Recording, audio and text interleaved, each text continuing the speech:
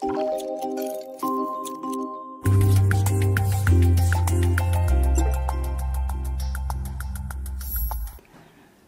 Takayasu arteritis is an idiopathic large vessel vasculitis which involves the intramural part of the vessels, and it consists of granulomatous inflammation. The disease affects essentially the aorta and its major branches. So Takayasu arteritis rarely affects children, and the incidence of the disease is very low. It's lower 1 per 1 million.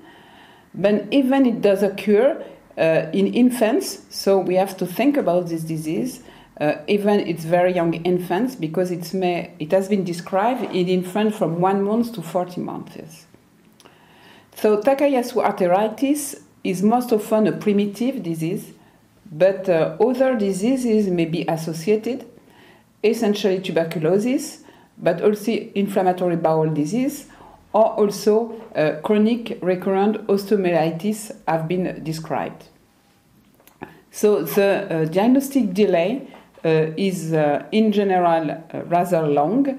It can take months to years, and the disease may have some clinical symptoms, and in children the most frequent ones are symptoms of systemic inflammation, fever, fatigue, and also you have an increase in the acute phase reactant, essentially the CRP, and also the diagnosis is based on the angiographic changes, so we will talk about this later.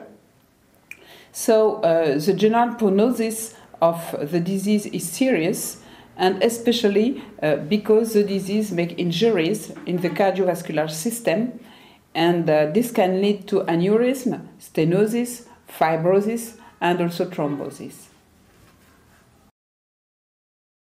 So Takayasu arteritis involves the large and also some medium-sized vessel vasculitis. So it's important to keep in mind the clinical tips outside organ involvement. And so if we want to diagnose arterial involvement, we have to make careful clinical examination, and of course not to think about and to examine the vessels. So one important symptom is claudication. We are not familiar with this in pediatrics and how this can be observed. So if the complaint is limping, and this limp appears in general after a constant distance of walk.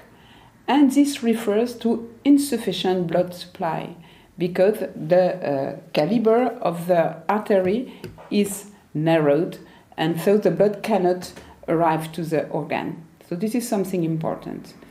Also, the pain of the vessels is often under-recognized, and this pain is due to inflammation into the vessels.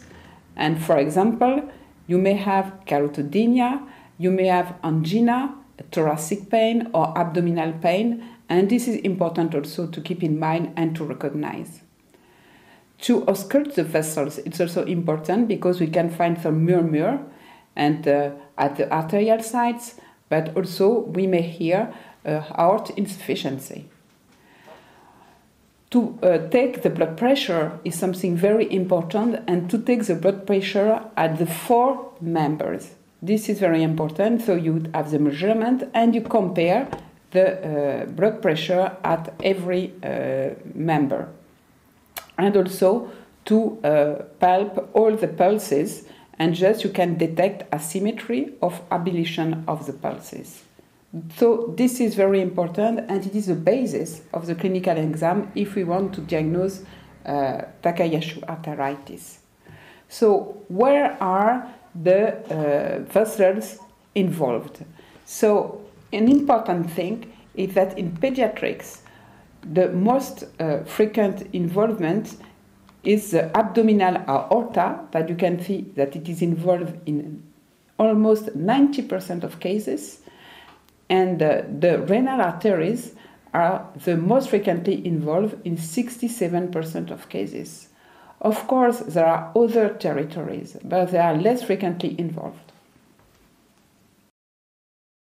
So here I show you the comparison of the distribution of arterial damage between adult patients and between pediatric patients. So the adult patient is a huge cohort of patients from the Hôpital La Pitié-Salpêtrière in Paris, and the pediatric cohort is a national French one, where we could find 47 observations. So what we can see here is that the renal artery and the abdominal aorta are the most frequently involved in children, and they are significantly more frequently involved than in the adult population. At the contrary, you can see that the lower limb, the upper limb, and the cerebral vasculature are more frequently involved in the adult population. But as a whole, all the territory can be involved, so it's really important to have this in mind. So, what are the clinical symptoms of Takayasu arteritis? So, you have here two cohorts of pediatric patients, one cohort from Canada of 27 children, and one cohort, the national French cohort of 46 children, and those cohorts are compared with the adult population cohort from La Pitié-Salpêtrière. So you can see that the age at diagnosis is at the mean of 12 to 13 years. In the adult population, it was 36 years.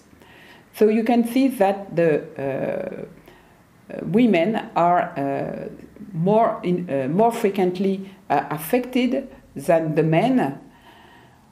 What is also to notice in the pediatric population is the history of autoimmune or autoinflammatory diseases in those pediatric patients, and it is significantly higher in the pediatric population than in the adult population.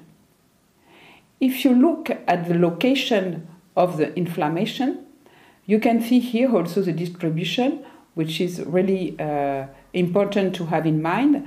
And if you look at the pediatric population, you can see that the abdominal aorta and the renal arteries are really frequently involved, but also that the supra-aortic branches are quite less involved, less significantly involved in the pediatric population compared to the adult population.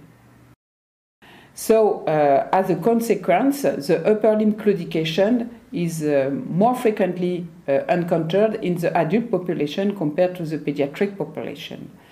And the abdominal pain is more frequently seen in the pediatric population compared to the adult population. And very important to note is the frequency and the significant differences regarding the systemic symptoms in pediatric Takayasu.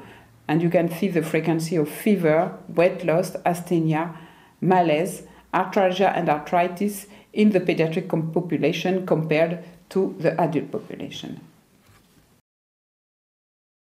So I show you here the difference in terms of levels of the CRP, and you can see this is very easy to see that the CRP is quite more elevated in the pediatric population compared to adults. So how this disease is defined in childhood? So we have a definition that has been endorsed by 3 societies, the EULAR, the PRINTO, and the PRESS criteria. And you can see that one criteria is mandatory, is to have the angiographic abnormalities of the aorta or its main branches and pulmonary arteries that show aneurysm or dilatation, plus one of the 5 following criteria: pulse deficit or claudication, forelimb blood pressure discrepancy, BRI, hypertension, or elevated acute fast reactant. So these criteria are both sensitive and specific. So how can we assess the activity of Takayasu arteritis and also the damage? So one thing really important is to explore the vessels. So what do we have? So we can use the MRI or the CT scan angiography. And both have the equal value, but it's preferable to use the MRA in children because you can minimize the exposure to radiation. So these exams allow to see the arterial wall thickness, the edema, and they can also show late gadolinium enhancement. The Doppler ultrasound is a very interesting mean because it's simple to realize, and you know that the abdominal aorta is very accessible to this exam. And so it is useful for the carotids and the renal arteries. Also, the PET scan and the PET MRI are very interesting to use because they are very sensitive to detect the activity of the large vessel vasculitis. If it is accessible, it's of course preferable to use the PET MRI because we have less exposure to radiation. And in case you need to see it, and especially to study the smaller vessels, digital subtraction arteriography, catheter angiography is something which is really very useful, and it is mandatory for workup before revascularization procedure. So on the right, you can see the different radiological exploration that we can use. So you have, if you want to analyze arterial anatomy, especially stenosis or dilatation, CT angio, MR angio, and color Doppler ultrasound are very useful. If we want to analyze arterial wall characteristic, so contrast enhanced MRI angiography, diffuse weight imaging MR angiography, CT angiography, color Doppler ultrasound or contrast enhanced ultrasound are very interesting also to use. And if you want to really assess the activity, so the PET is really the most interesting exam to have. So how we can assess disease activity in Takayasu arteritis? It is something relatively difficult in children. So there is one tool that you know well in adults, which is the BVAS. Authorities have developed the PVAS, which is something that is derived from the BVAS, but there have been some modification in the 9 domain of the BVAS. And you can see here that in the section general, it has been revised, and there is in the PVAS item weight loss of at least 5% of the body weight. In the section cutaneous, there are new items: polymorphous exanthema, livedo, paniculitis, and skin nodules. In the section cardiovascular, you have new items: breathover accessible arteries, blood pressure discrepancy, claudication of the extremities. In the abdominal section, there have been some revision: blood in stools or bloody diarrhea, abdominal pain, and there is also a new item, which is bowel ischemia. And in the renal section, there have been some revision too. So hypertension over the 95th centile, considering the 8, and also the proteinuria of at least 0.3 gram per day, and also the presence of hematuria, also the alteration of the GFR, and considered by body mass, and also not the body mass, but the meter square, and also the rise in the creatinine level. So, of course, the PVAS is not something really easy to make, and especially in current practice. And also we have to correlate the result of the PVAS with other routine clinical laboratory values, such as the ESR, the CRP, maybe the interleukin-6, we have to look into this, and also the physician global assessment of disease activity. So what is the treatment, care, and outcome of Takayasu arteritis in children? So the main goal of the treatment and care is to control the vascular inflammation and to prevent irreversible vessel injury and organ damage, and this is the main treatment objective. So there are crucial elements to consider. So the treatment requires a period of intense treatment, which is named induction therapy, and this induction therapy will be followed by a period of less intense maintenance therapy. The monitoring should be clinical and supported by measurement of inflammatory markers and or appropriate imaging. So we have to monitor the blood pressure appropriately, and it must be interpreted using age, sex, and age centile charts and treated adequately. We have also to consider significant or subclinical cerebrovascular involvement because, especially in case of systemic hypertension, which is rather frequent in Takayasu arteritis in children. And of importance to consider if surgery is needed for revascularization, there is a significant risk of reocclusion and procedural complication. So it is something very important to consider, and you have to treat the patient and really to decrease the inflammation with medications, and especially high-dose corticoid, before making the surgical procedure.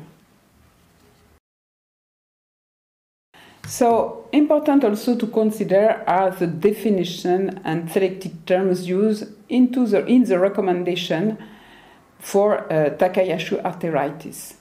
So what do we call a suspected disease? So a suspected disease is when you have clinical symptoms or signs which are suggestive of the disease, but you have not other explanation. What is an active disease? So it's a new disease, so it's a persistent disease, or it is a disease that is worsening. So you have also the definition of severe disease. So the disease is severe if you have life or organ-threatening manifestation, for example, vision loss, or cerebrovascular ischemia, or cardiac ischemia, or liver ischemia. What is a not severe disease? It's a vasculitis without life of organ-threatening manifestation. For example, if the patient has constitutional symptoms only, or headaches, or claudication of the jaw, or symptoms of polymyalgia rheumatica. What is a disease in remission? It is a disease without clinical signs or symptoms. And also, the disease may be in remission on or without immunosuppressive therapy. What is a refractory disease? It is a disease which is persistent despite appropriate courses of immunosuppressive treatment. What is a relapse? It's a recurrence of disease activity which follow a period of remission. And what is cranial ischemia? It's visual abnormalities or neurologic involvement that include amaurosis fugax, vision loss, or stroke. So, what are the recommendations for treatment? This is the recommendation of the American College of Rheumatology in 2021, which are applied for adult patients.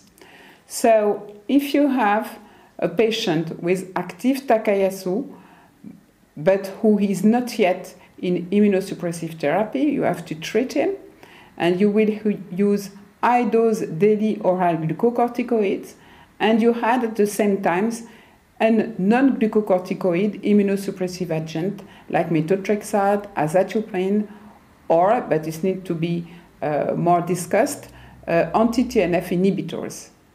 If you have a clinical remission, so you can taper daily oral glucocorticoids and continue the non-glucocorticoid immunosuppressive treatment.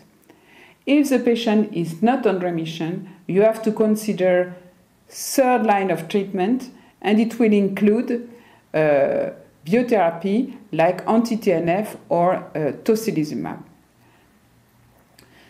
We have also to consider the vascular changes. So if we have vascular changes identified on imaging analysis, so you can see an inflammation in a new vascular territory, so you have to escalate the immunosuppression.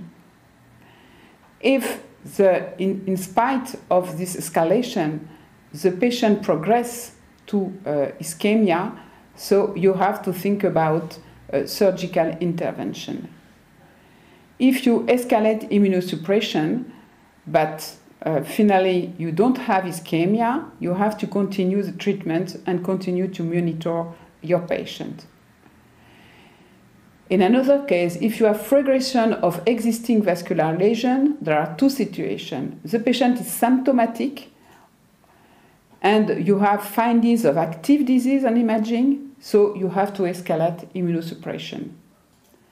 If you have a progression of existing vascular lesions, but the patient is asymptomatic and you have no active disease on imaging, so you can continue treatment and monitoring. So what are we doing in childhood Takayasu? So we use also induction therapy. We use more often IV methylprednisolone at 15 mg per kilo per day during 3 consecutive days. Then we use oral corticoids at 1 mg per kilo. And then we use the oral corticotherapy. We use 2 doses a day, 1 dose in the morning, 1 dose in the evening. It's very important if we want to cover adequately all the 24 hours. So this is something important. And when the inflammation, the systemic inflammation has disappeared, you can give it in 1 dose daily. And of course, this is a 2-year plan of dose reduction, though this is a long-term treatment. We associate systematically another immunosuppressant. More often we use methotrexate at 10 mg per meter square because it has a corticoid-sparing effect and it is relatively well tolerated. And we believe also that it can prevent the relapse. If we are in a life-threatening situation, or we have severe vascular organ involvement, we have persistent disease activity, we have steroid dependence, we use biologics, essentially anti-TNF or anti-IL-6. I have to say that we have in mind that the disease is so severe and inflammatory in children and also requires so many corticoids that with time we tend to use the biologics really during the first initial treatment to avoid corticoid dependence and also sequelae related to use of long-term corticoids. For the vascular treatment, we use aspirin at antiaggregant dose if we have arterial stenosis. And we can also use anti-hypertensive treatment, and especially because hypertension, systemic hypertension, is something which is really frequent in Takayasu arteritis. And in general, we associate 2 types of treatment. So, if needed, we can think about revascularization procedure, especially in case of stenosis of the renal arteries, in spite of anti-hypertensive treatment and with severe renovascular hypertension. If we have symptomatic arterial stenosis with permanent downstream ischemia, and also in case of aneurysm, but it depends on its location and size. So, what is the disease severity in pediatric TACA? This is something not really easy to assess. So we have compared the national French cohort of pediatric patients with Takayasu arteritis with the adult cohort of La Pitié-Salpêtrière, and we have used the Ishikawa score. And so the higher the score is, the worse the disease is. And you can see that in the pediatric cohort, most patients were Numano 2 or 3. And in the adult population, the distribution was different, and we had about 1/3 patient in each category. What really shows that the disease is more severe in the pediatric population compared to adult. And if we look at the number of relapses, you can see here that the relapses were also quite more frequent in the pediatric population compared to the adult one. So we have really to be very cautious regarding this pediatric patient with Takayasu arteritis, because the disease is more inflammatory and it may require more steroids with, of course, effect on growth, bone metabolism, and a significant risk of poor compliance, especially in young teenage girls. So it's really mandatory to add corticoid-sparing agents since the initial treatment. And also we are really, now we tend to use, in addition, the biologic agents because we want really to have very rapid abatement of systemic inflammation, and we want really to reduce at the maximum the use of steroids. The clinical exam is critical during the follow-up, and of course to seek the pulses, to measure the arterial tension at the 4 limbs, and also to look at claudication and to make complete neurologic examination. Also, it's important to use at the maximum the non-invasive procedures for monitoring the vessels. And especially the abdominal echography Doppler is something very useful for pediatric Takayasu arteritis. And also we have to seek for ocular vasculitis, and so it must be regularly followed. So, in conclusion, children have a more severe form of Takayasu disease than adults. They have more inflammation. What is good is they have a shorter diagnostic delay, but they have more kidney damage and there are more corticoid requirements at initial presentation. And also they have a worse prognosis because they have more hypertension, and they should therefore be closely monitored. So the use of biotherapy, anti-TNF, anti-IL-6, even the use of JAK inhibitors is not yet well defined. We don't know what is the duration of this treatment and what are their true efficacy. In our experience, and especially when we have studied the national French cohort and compare it to the adult cohort, probably we think that if we have used the biotherapies earlier, probably we would have avoided an excessive use of corticosteroid, and probably it could have contributed to less worsening of the general prognosis of Takayasu arteritis. However, whether upfront use of these biologic agents would improve the long-term outcome yet needs to be investigated. So I thank you for your attention.